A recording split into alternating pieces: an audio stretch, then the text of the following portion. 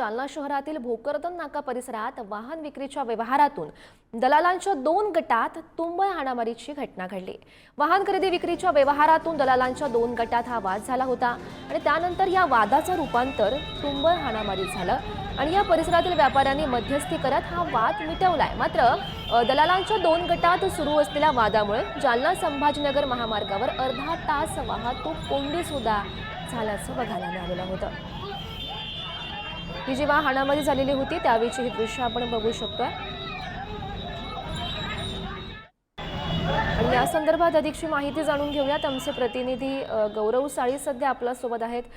गौरव, आपण दृश्यांच्या माध्यमातून बघतोय 2 गटात ही हाणामारी झालेली आहे, नेमकं काय कारण होतं या हाणामारी होण्यामागचं? अगदी खरे गौरी, आपण पाहायला गेलं तर जालना शहरातील भोकरदन नाका परिसरात वाहन विक्रीच्या व्यवहारातून दलालांच्या 2 गटात तुंबळ हाणामारी झाल्याचा प्रकार आपण बघत आहोत। हा व्हिडिओ जो आहे आता हा सध्या मोठ्या प्रमाणात व्हायरल होत आहे। आपण जर पाहायला गेलं तर वाहन खरेदी विक्रीच्या व्यवहारातून दलालांच्या 2 गटात वाद झाला होता आणि या वादाचं रूपांतर जे आहे ते हाणामारीत झालं आणि त्यानंतर 2 गटांमध्ये हाणामारी झाल्याचं आपण पाहू शकत आहोत।